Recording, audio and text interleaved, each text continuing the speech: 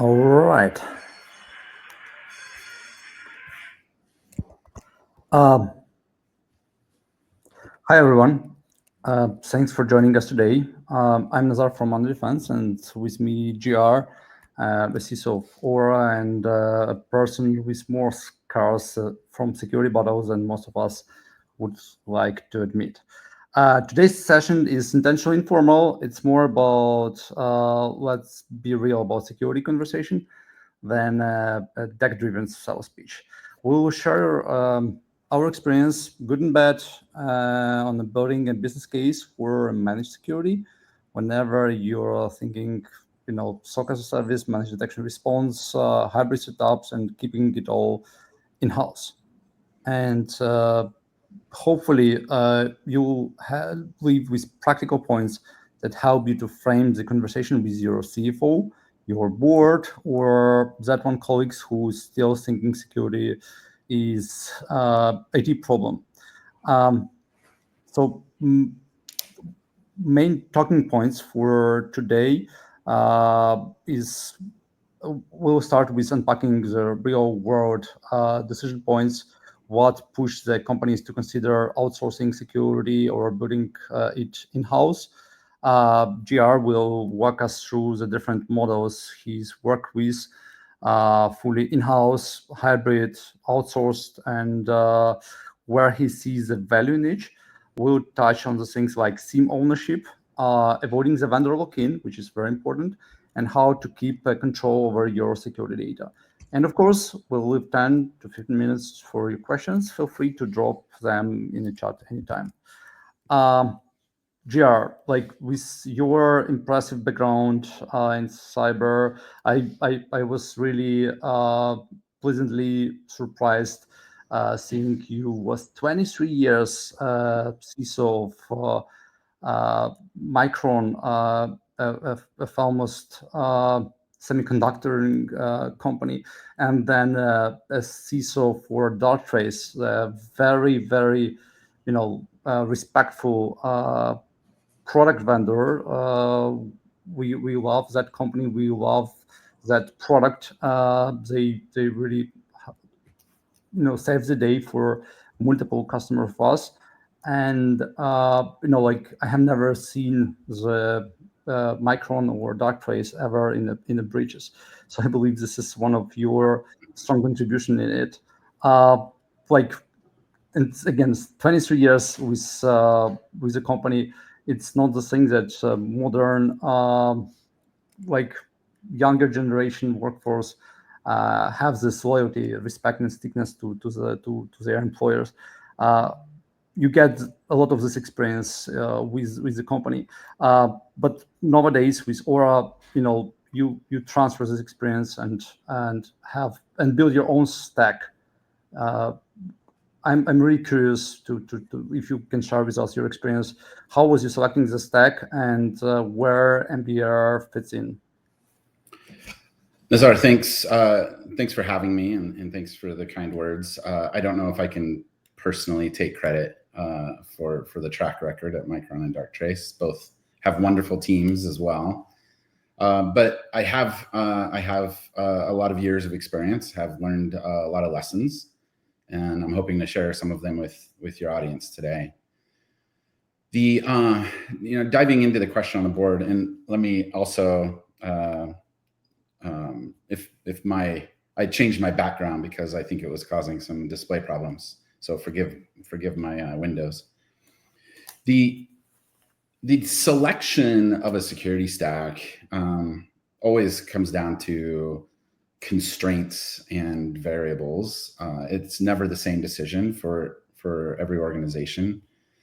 It's often, what do you have available to you in terms of talent, in terms of budget, in terms of relationships with industry or vendors, what makes sense for your organization. For example, where I am right now at Aura, it's a largely SaaS-based company, and previous companies that I worked at were not. And so that changes then my constraints, and it changes the type of security stack that I would deploy or configure to get visibility into that ecosystem of applications. So for us, it's a SaaS-based XDR platform that can go out and log into all of the major SaaS applications that the company uses for communication and collaboration. That's kind of our primary ingest point, bring all the data together. Of course, we're using a forward-looking product that's relatively new to the market, that has lots of capabilities built in around anomaly detection, and of course, generative AI processing and some of the new capabilities that you'd expect to see in the market today. But that's really the core platform where we collect the data. Initial analysis happens there in an automated fashion. Obviously, we want to do that as much as possible, but I've found, maybe someone else will disagree, I've found I just can't automate everything. I can't get to a fully lights out automated security stack, because we always run into situations that need human analysis. Correct. So this is where like an NDR component has to be part of the mix, and that's where I bring humans then to the data, along with the XDR platform that's ideally doing anomaly detection, maybe an AI-based response mechanism. Got to have humans, and so I absolutely look at it as a complementary. I can't have humans without any kind of automated, whether it's SOAR or AI or anomaly detection. It can't just be humans, and it can't just be automation technologies. Got to have both, really, to get to a resilient solution. You know what? It's interesting because what like we also learned over the years, dealing and serving the like from small 50 people, small companies to like companies with more than 35,000 people on board. That like automation comes only when the manual processes works smoothly and they are just time consuming, and you can avoid this boring routine and you can automate the things. But obviously there is critical things that should be prevented, like and cause the automatic reaction. So having this situation when like you from your past, when you have the maybe legacy, maybe something, like you're replacing the past vendor and switching to one XDR platform or a SIEM platform, a legacy SIEM platform, to some new generation XDR platform. From your perspective, like what is like 3 models to work to really add managed detection response, and when to add, and how to explain, how to build this business case for your CFO and your CCO for board?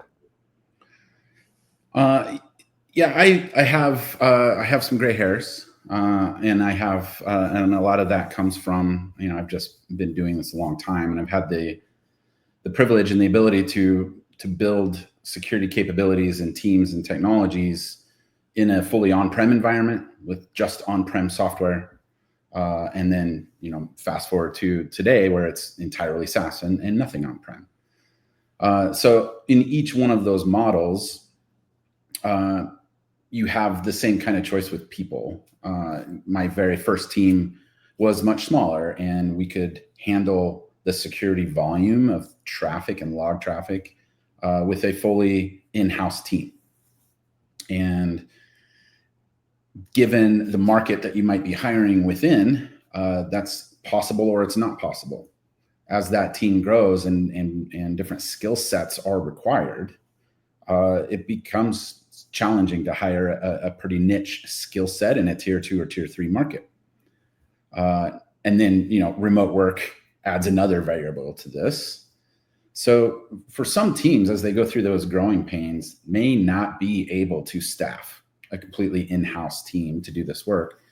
Or they might find that even if they can hire, it's very expensive. And it adds a lot of overhead in terms of training pipelines, and how do you keep people progressing along a career path? And there's a lot of overhead in posting a job description and interviewing and hiring. And so if you're willing to pay that tax that comes along with having an in-house team, that might be the right answer. And it might be so strategic to your program that it makes sense to pay that extra tax. Fine.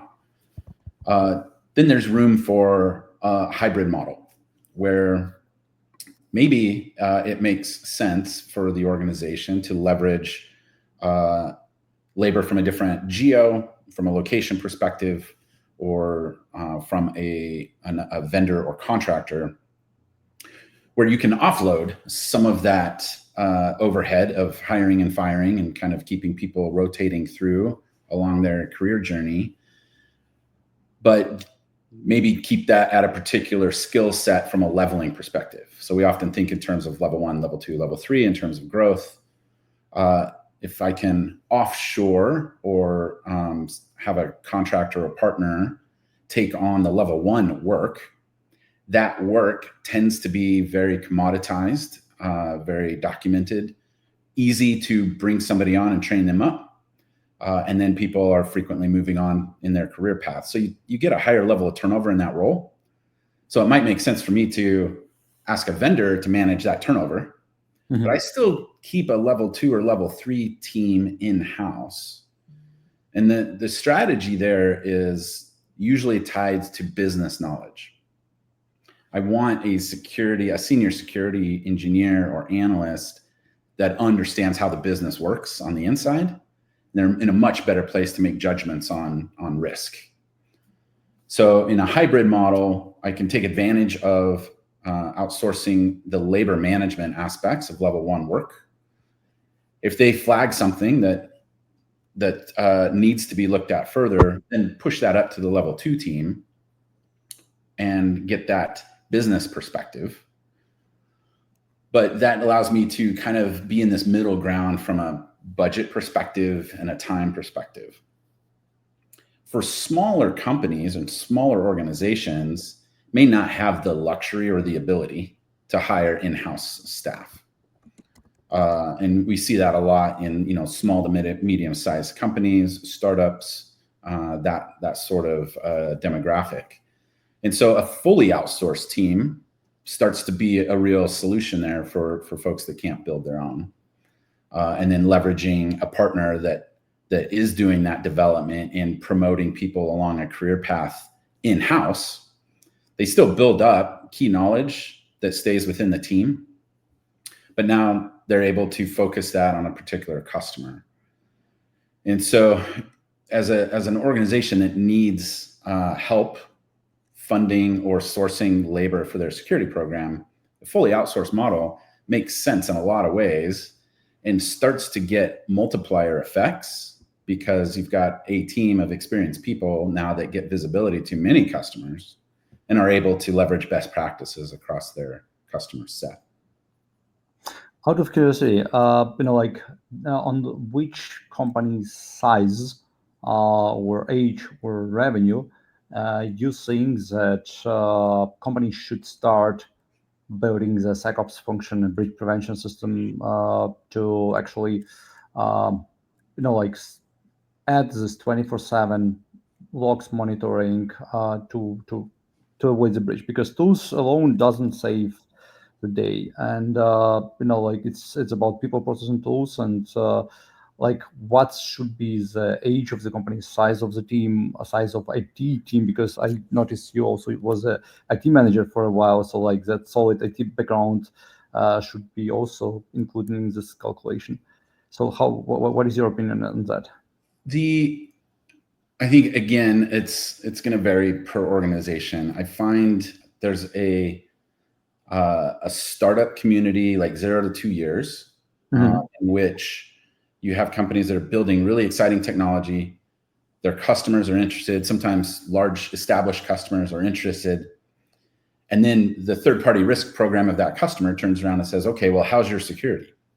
Show me your ISO 27001. And for a 2-year-old company, sometimes they just don't have it yet.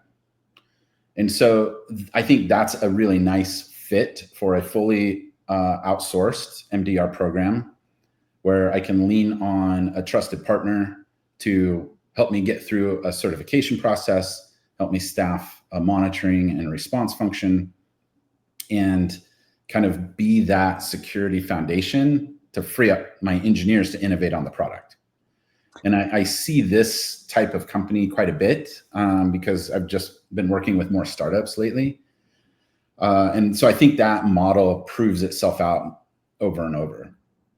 As the company grows in maturity or revenue, they get to a point of size where now it's time to dedicate like a security leader and build out some internal capability to keep moving the security forward. And so I don't know if I can put like a revenue number on that, but it's, you have to get into the tens or hundreds of millions before you're able to allocate headcount and staffing size for an internal security function. And what I have heard like few times, not multiple times, but few times, that CTO was claiming, "Hey, we transfer this function for just IT support. We have 24/7 NOC, and like our NOC people review like all the security alerts." And are there any pros and cons from your perspective for this approach? I think there can be if it's done well. Like if you're leveraging an MSP for IT support, then you often have then centralized that ability to get a security alert and take action within an IT system. And the most common playbook is I'm getting some malware alerts. I'm going to disable or turn on conditional access for an IDP like Okta or Intra. So often that connection between the IT team and the security team can be really valuable if it's held in one group. But that's also something that can probably be automated pretty well. And so I'd want that partner to be knowledgeable enough or bring their own technology to the table to just build that kind of automation. And again, if I can find an MSP that can do both of those things, that could be interesting. I've personally not ever had both of those functions living in one org because I want to specialize a little bit on the security function, and then I depend on my vendors to work together to some aspect.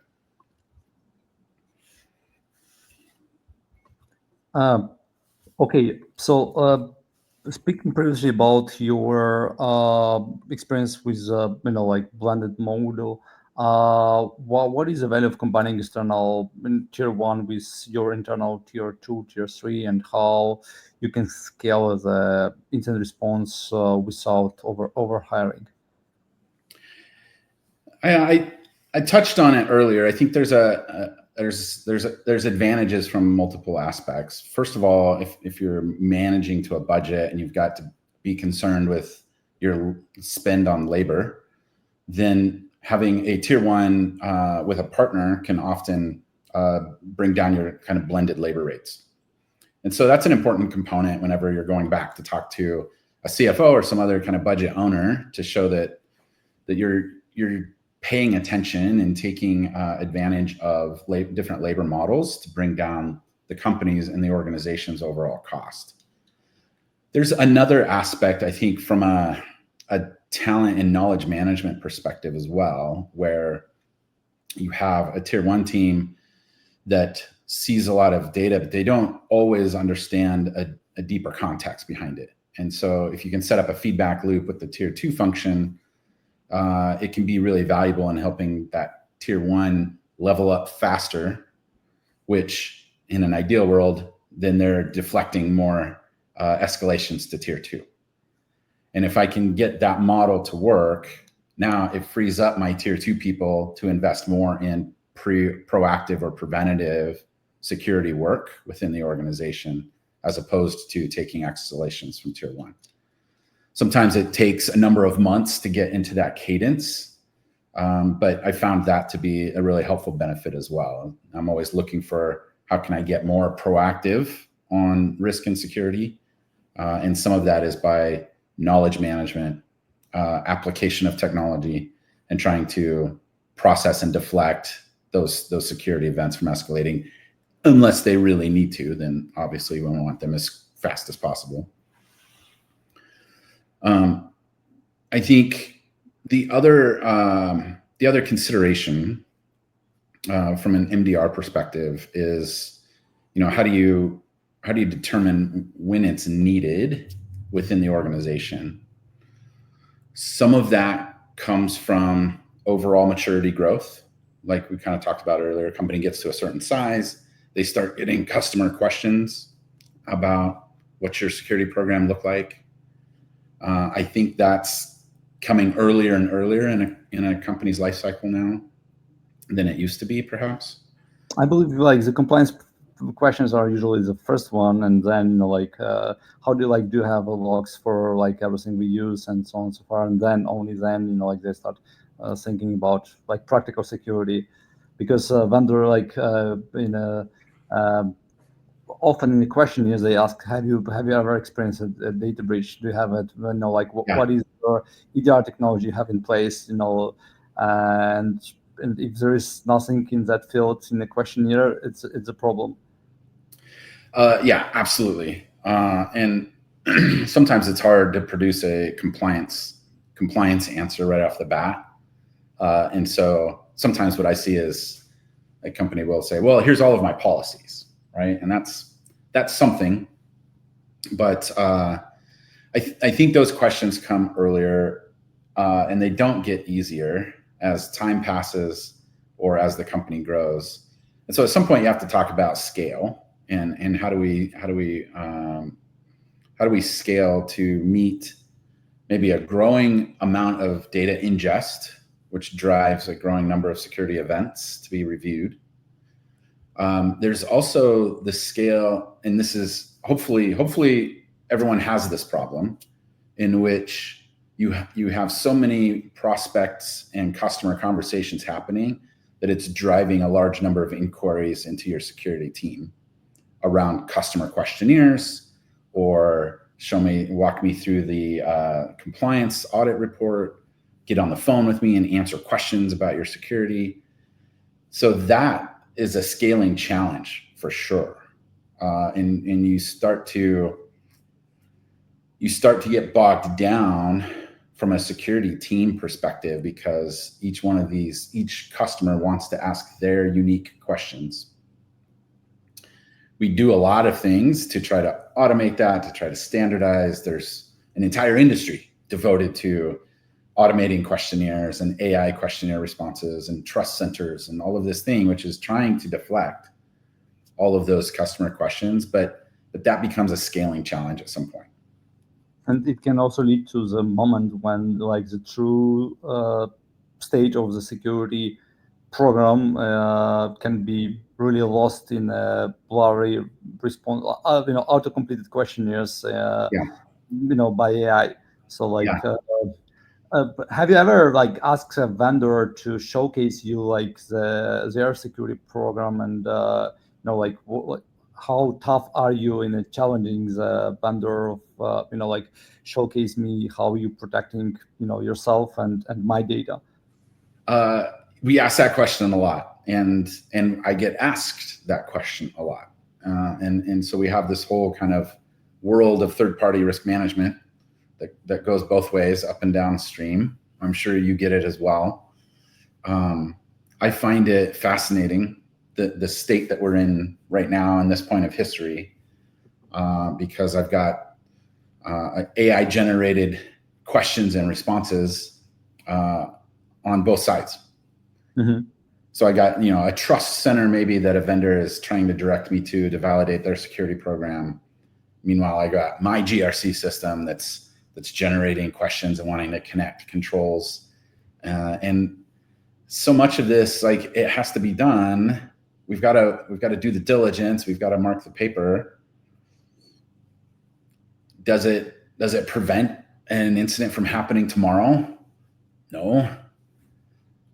So I think personally, I get a lot of value from getting on a call like this with either the founder or the CISO or whomever, and just have a conversation where I try to ascertain the maturity of the security program ultimately. And it's a human guide based on a ton of experience. I can't really apply AI to that. So, yep. And it's incredibly expensive for me and for the vendor, right? Me as a vendor, I can't have a conversation with everyone who wants one because I just don't have that many hours in a week. So I'm not saying that like that's the best solution, but I think that the world of compliance and trying to get a feel for your third-party risk management is still really challenging and a problem still to be solved. So tools alone can solve the problem. People solving the problem, and tools usually, really are great for accelerating everything. But when you was switching to the new XDR platform, and when you was hiring, as example, us for MDR, how was you really defending the budget and explaining to the CFO? Was it the challenge? Was it the how was you building the business case? Because very often, security is not the revenue function. I remember one time he told me that TCO, ROI are great as for many functions like sales, marketing, etc. But for cyber, it's as a cost center, it's more complicated, especially if you need to explain that we bought a great technology A, B, C, D, E, F for our cool, mature cloud stack. Um, but we need still the MDR to cover it all. What is your approach to build a business case? The whole topic of budget gets, I think, really specific to organizations, CFOs, and CISOs, and at larger organizations, especially if they're in a highly regulated industry. You have lots of like benchmarking data. You have lots of requirements that are pretty clearly defined. Interesting. And so often getting to like what is the right amount of budget is frequently you're looking at a percentage of operating expenses or security as a percentage of IT expenses or some kind of benchmark like that to establish like what is a reasonable swim lane of spend to be in for the security function. Now, then the CISO has to figure out, okay, if I have this bucket of money, I need to go spend it on people, process, and technology. And then that's the CISO strategy, is how to allocate those dollars between SIM or XDR, MDR, and so on and so on and so on. In smaller organizations, you don't have that kind of really clear guidance on what the security budget should be. So it tends to be much more case-by-case driven, with often driven by customer demand. And that's, if I can find a clear connection between a security program and a customer or multiple customers, like that's where I want to be, because it's really clear. The signal is really clear. The demand is clear. So sometimes, I might get a customer that wants to write something into the contract. That means I have to go out and spend money. That's a really easy justification because I can tie that right to revenue that's in that agreement. That's great. Doesn't always happen. And so often we're in a kind of a case-by-case allocation where the CISO or the CIO or the head of security or the CTO, depending on the size of the organization, is really making a proposal and a justification on that particular day for a project. And maybe it's SIM, maybe it's zero trust networking, maybe it's whatever. And the CFO or the other kind of budget decision maker is often trying to get to like, how well do they trust the team? How will they trust the individual? Does this make sense? Do we have the money to spend on that sort of thing? And so you get into much more like smaller company dynamics around how to make those decisions, and it can be quite different per organization. I have found success in like a zero-based budgeting model, and kind of walk through it, my stakeholders on how we build this budget and what kind of investments that we make, and how those investments tie to either a security compliance audit, or in the absence of that, using something like the NIST cybersecurity framework. It will, like, because we have a lot of security practitioners who, but one day they will become a CISO in their career, because this is how the people like develop over the years. Like, can you give us any specific example, like how you was starting with the company, maybe with Aura, maybe with some of companies from your past, how was you starting with zero budget and developing further? What advices, practical advices in communication to the C-suite you will give? And also, like, another question is about the vendor lock-in, because very often we hear this as a one of our advantages, as well as like, we don't do this vendor lock-in, and why this is so important for the mature SaaS-based organizations like yours. Yeah, so the budget question, I think is, you'll probably get different answer on every executive that you talk to. My approach when faced with a new team, new organization, new company, I want to dig in and understand what money is being spent today, and where is that going. I want a list of vendors, and then I want to visualize it by security controls.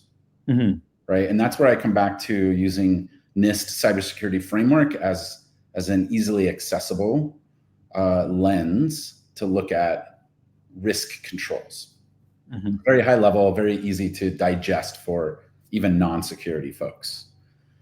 And so if I look at NIST CSF, and I see like the risk families, and I allocate my budget dollars into those families, that just as that one-page visual can be really enlightening. I might find that I have zero money being spent in a proactive capacity. Is that right? Maybe, right? But that's the conversation then to be had. How much am I spending to identify any risk? How much am I spending to recover from incidents, or on any kind of resilience dollars?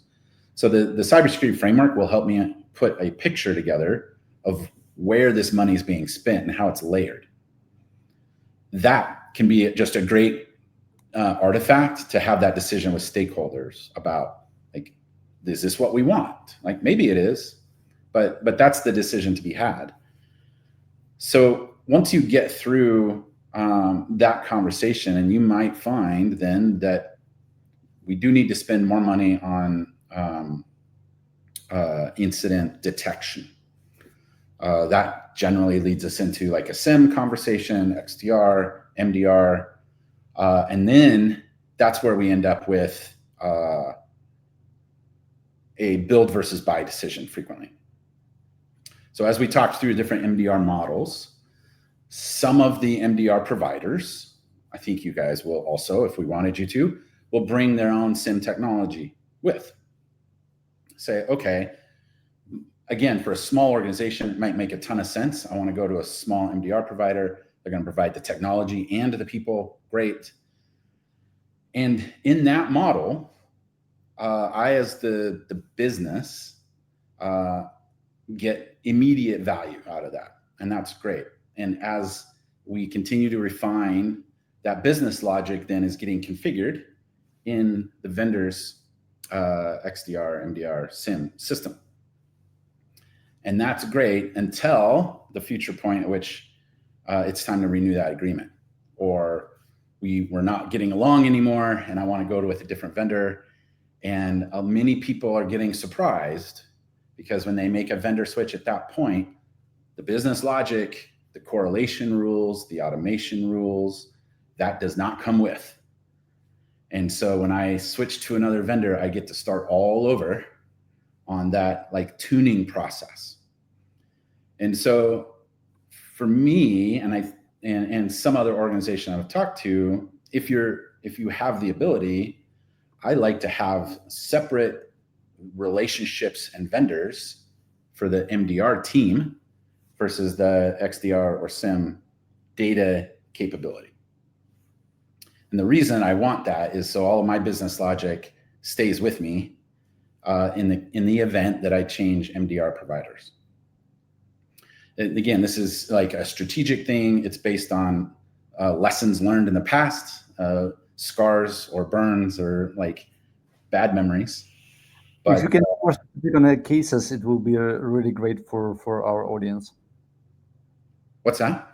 If you can be specific on some cases that really left the scars, it will be really useful. Sure. So I don't want to mention other names, but if you think about a intellectual property insider threat risk, I may have a group of folks that work with highly sensitive data. It causes all kinds of flags in the anomaly detection engine because we have one person that comes in on a weekend, but they only do it once in a while and seemingly at random and only when driven by project timelines. So I may have created a connection from a project management system into the MDR team so that they get knowledge of which projects might require that kind of weird working hours. That's a non-standard integration, I would say. But we did it because it addressed a business problem that organization was having. If I switch to a different SIM, that integration goes away. And then we get to start all over with the learning process around, an odd insider threat risk anomaly. That's just one example, but there are many that get tied to like how the business operates, and everyone's unique and different. So let me summarize lessons learned from that story. Selecting the right architecture for in a long-term strategy is vital to and having it all in-house, because this is a core competence plus technology for the future, and adding then MDR vendor on top of it is architecture you recommend. Yeah, I wouldn't even say like it needs to be in-house, but I want when I partner with a SIM vendor or XDR, I'm using those terms probably interchangeably, then I control all of my custom configuration and correlation there. And I ask my MDR partner to log into my system. Some will refuse that. Like, that's just not in their business strategy. They don't want to do that. Fine. That's not what I'm looking for. So I look for an MDR partner that will access the data where it lives, and I want to control where that data lives. Now, sometimes too, I might need to change a SIM vendor. Like that happens, but then I can do an extract and rebuild and still keep all of my business logic. Absolutely makes sense. Awesome. So if we speak about the incident response, what is your recommendation for CISOs, for SOC analysts, for people who become a CISO one day, how to prepare for the worst case scenarios, and how was you dealing with some situations, recent 5 years of your career? Incident response is can be fun. Like some people really enjoy it, the heat of the moment, getting it going and investigate and dig through data and figure it out. And often for an analyst type role, that's the sweet spot, and that's what gets them out of bed in the morning. As a CISO, I think if folks who are listening to this have a career path as CISO, I would say it's extremely helpful to get exposure to some sort of analyst work at some point in your career. because there's a diligence that is necessary in that type of work. I think as in the past couple of years, as we've seen generative AI solutions hit the market and just continue to evolve and evolve very rapidly, there is, I think, a lot of that diligence and analysis that AI tools can take on and are taking on, and that's super valuable. I'm not yet there in terms of believing that AI does it all or can do it all. And you know, I've worked for AI company, and even then, and I think they would say this even now, the AI tools are not going to replace humans. They're going to make the existing team more productive, and that's what I'm looking for. But as an analyst, and if you want to be a CISO, you kind of still have to understand the workflow, and you have to understand what questions to ask and what do the answers to those questions look like. Because at the state of the world that we're in today, anyway, maybe this changes in the future, you still got to have a human in the loop on a lot of the AI processes just to validate that it's accurate, validate that it's correct. And if a human's going to do that validation, they have to have some experience and some knowledge and some familiarity with the process. A small note also from my side. We use AI in our product and in our SOC analyst team. Every moment it's heavily exploited. But the thing is that what we learned that security is so sensitive area that you can't AI can be a great assistant, but it can be a decision maker. Yeah. It can contextualize. It can accelerate, collect the data. It works great with data. It can give you the quick answers, but these quick answers are not correct at this moment of time for 70% of cases. So the humans still solve this problem way better. Even Microsoft, we see that they are really lagging in responding for multiple phishing techniques. Despite they are vendor number one in a cyber world, they are the biggest one. They have the biggest telemetry, but having the ChatGPT, OpenAI under the hood, and having such telemetry like Microsoft still doesn't prevent the breaches. Microsoft was hacked by Russians 2 times in 2024, and once by Chinese. So even Microsoft, despite their budgets, superior talents, with their SOC, they were breached at least 3 times by nation-state actors. So AI is not the panacea. It's about people. And guys, do you recall the call when Microsoft analyst spotted that small, tiny, change in SSH response time, and he discovers the whole supply chain attack by Chinese in the SSH library injection. So it was fabulous, and it's all about people. And we have a great question from CISO Rashad. Hello colleagues. My question it's on the screen here. It's about the supply chain risk management. Your professional opinion will be really valuable about it. Yeah, thanks for the question, Rashad. Because you mentioned procurement department, I think you're on the buy side of this question as a CISO. And so if you are building out or participating within a supply chain risk management process that's focused on cyber, then clearly you're trying to get an understanding of what is a risk score, risk profile, risk posture of the vendors that you're potentially looking at acquiring. And often, I think in a very mature procurement process, that risk score would be a component of like an RFP decision making. Now, I only see this at very, very mature companies, that have that risk calculus being done very early in the RFP process. And you might even, an organization might even reject a vendor that has a high risk score, depending on industry and data being protected. So in that context, the procurement department can play a huge role. And often, I'm working with my procurement folks very early in the process to say, if anybody in the company issues an RFP, make sure it has these questions on it from a security perspective. Like, let's get those just on the table from the beginning.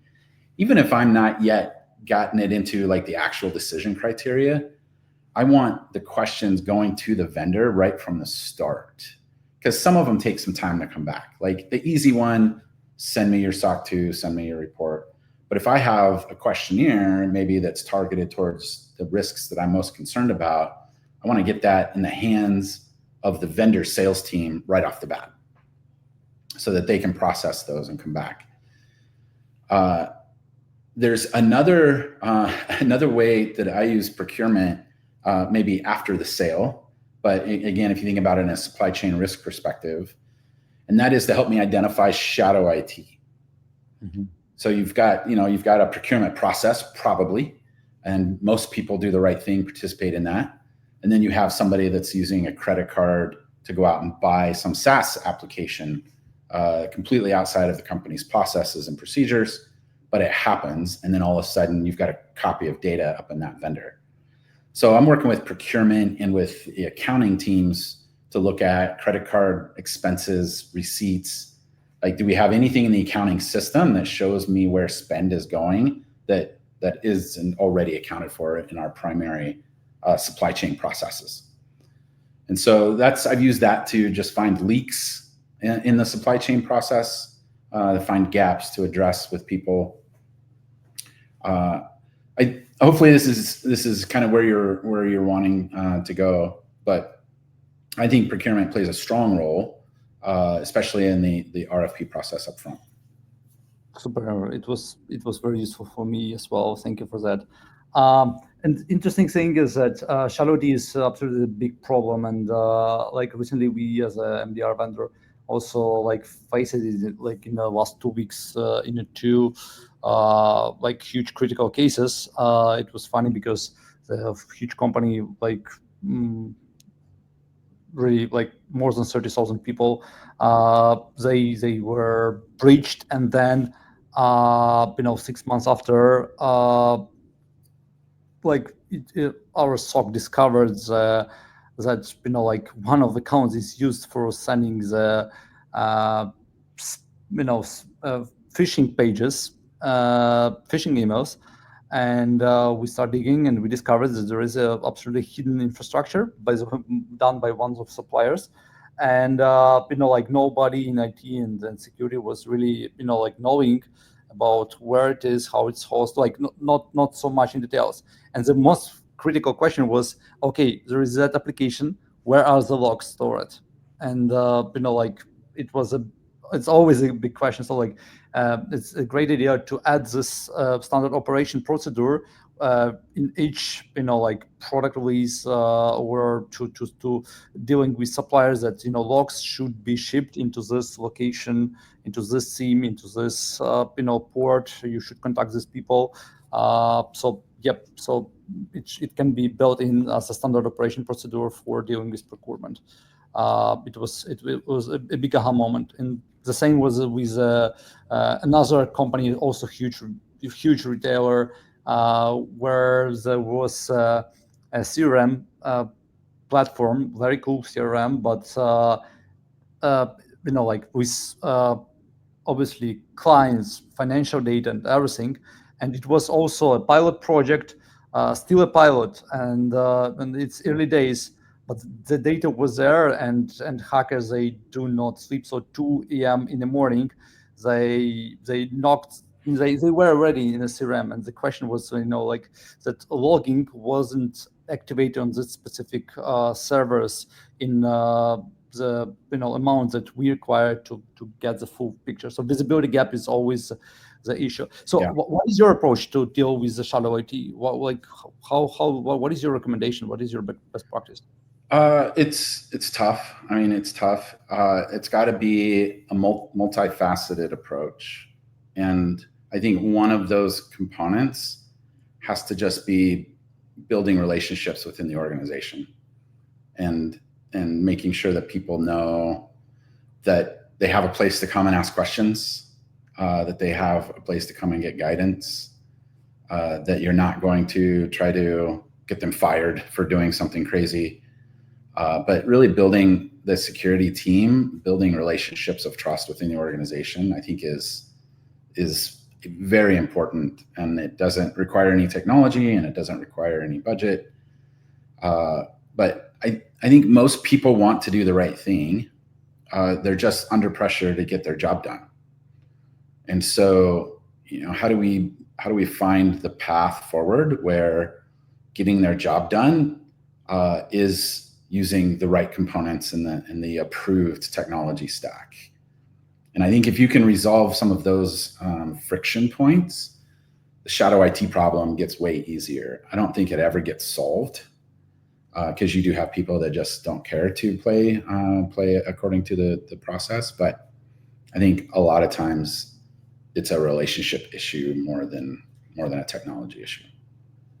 While you was talking, one of the ideas that come up on top of my head was that, as a CISO, you can always talk to CFO and ask him, can you show me where we spend money on IT applications, products, tools, and how to, so I would know how much money are burned on it, and if I have any logs and data sources, of this things like HubSpot, like Salesforce, and many others. Yeah, you can, if you as an organization, so you've got the relationships and the conversations. From a technology perspective, hopefully you're in a position where you've got all your internet traffic egressing through one gateway or one CASB or a firewall at least. So that can become a great collection point. There are other really interesting discoverable techniques, like folks, if you're using a Google Workplace or Microsoft 365 tenant, and people go to a random website and they get the pop-up that says, log in with your Google account. A lot of people just say yes and fly in. And then as a Google admin, you can see all of those websites where people have authenticated. And that can become a really rich source of vendors that you potentially have in your environment that you don't know about. And so I've used that sometimes as a list to understand more of the behaviors of the organization and what people are doing. And then there's your instrumentation from a security perspective too. Maybe you have antivirus or other signals coming off of the workstation that can give you hints at the sites and the applications that people are using. And then you compare that against your known list of purchased apps, and you'll find that it's often quite different. Yep, it's a great exercise because and at least I believe every security team have to do it once a year minimum to assure what we have, what we know, and what is unknown, and have this discussion with the employees. I believe we have another question when it comes to year 2 budget review. How do you qualify the cost savings on the breach mitigation impact for MDR when justifying the budget increases? So for me, it's a very difficult proposition to prove a negative, right? So if I didn't have a breach, then it's difficult for me to point to the one thing that I did that prevented the breach. So I would generally avoid that question. But if we back up and look at the models, so take a step back to when we started this conversation almost an hour ago, I have signals from either customers or regulatory environments or audits. I have signals that tell me I need to have a 24/7 monitoring capability. I have choices in how to do that capability. Could be fully technical, fully automated, could be in-house staff, could be MDR staff. Each of those comes with a dollar exchange. Sometimes MDR might be more expensive, sometimes it's going to be cheaper. But the answer to that decision, I need to do something. I think it's probably irresponsible if I'm not monitoring 24/7. So I need to do something. So the question on what's the right answer for the organization then is, of my options for 24/7 monitoring, what is the dollars for each option, and what is the value that I get from each option? And I think often for me, that analysis has usually biased me towards having an MDR team as part of my overall program. I'm really curious because this question reminded me one of my beloved questions. But very interested in your perspective. Have you ever talked to your CFO about 1 day of business interruption cost or like 1 day cost of business interruption cost of or cost of Sure. breach with your CFO? Like how would you usually approach? And the question when you was previously speaking about the CFO, how many overall interactions, meetings, if to simplify, with CFO you require it to convince him that he needs this or that from cybersecurity perspective? So the amount of, let's say, revenue tied to downtime. I worked for a company that operated factories, and that was a very discoverable number. Like, factory's not running, you're not building product. Like, that can be boiled down quite easily to dollars per widget that didn't get produced. But then, as we use that number for a long time, but then you start digging into it and people rationalize, well, yeah, you didn't build any products, but you don't really sell them 24/7. You sell them once a quarter. So even if you didn't make some, did that really impact revenue? Maybe not. If you have a high-tech website that operates off of signups and online accounts, and you're not getting any signups during a particular period, maybe you count that as revenue lost or revenue opportunities missed. But then someone could argue, well, it's in the middle of the night, so how many people are really going to sign up? And so I find that trying to get to that number is really challenging because it can almost always be argued. I think it's helpful to have a perspective from your organization or your business on the criticality of downtime. And that comes through like a business impact analysis where we break down the services, what each service availability looks like. But I found it's very difficult to get to a solid ROI number that you can tie to downtime. Some people do it, but I found it to be challenging to get to a single number. Sometimes you can get to a proxy number that everyone agrees on, and we just use that for project planning purposes. Like, that can work. But I found it elusive to get to a final number. Interesting, because on the other hand, we have seen cases when the businesses who are highly dependent on it being online and serving, like especially in retail, especially in online, downtown is one problem. The data leakage and double extortion is another problem. Yeah. So it's the cost of your intellectual property. It's the cost of not just being offline. It's about how much it's a revenue loss over time and the future. That's a great point.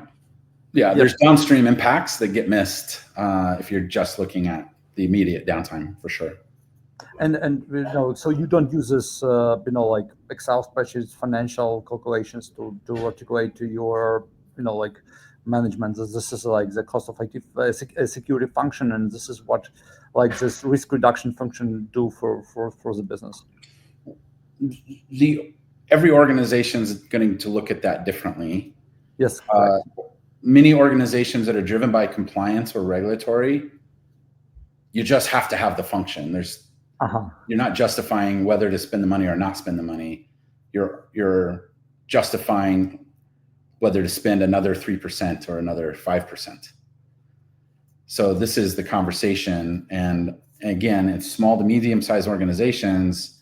I think it's more tied to a specific case-by-case analysis as opposed to an overall program review. Wonderful.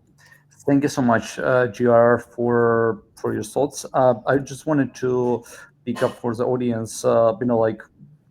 It's I'm a big fan of everything that is measurable, especially in Excel. My team prepared for you like the SOC cost calculator, like in-house versus outsources. Said because it's always the question is should I build it, should I buy it, or should I borrow it?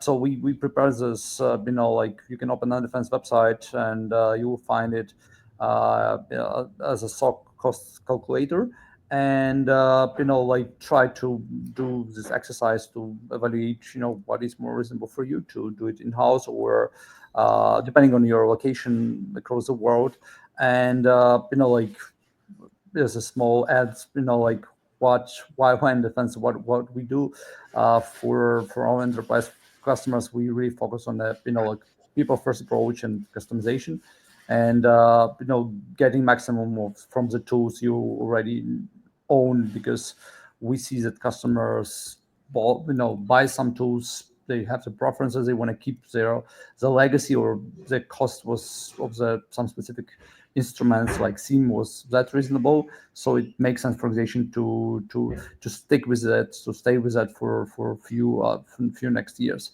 So we do this high cost effective and transparent pricing for our SOC. Overall, thank you for your time, and if there are questions, we'd be happy to answer after this call. I will stay on LinkedIn and reply each. GR, thank you so much for sharing your experience, your best practices and your approaches. I believe it was valuable for our audience, and thank you for paying it forward for the community. Thank you, Nazar. I appreciate the opportunity. Take care, everyone. Have a wonderful rest of your day. Take care.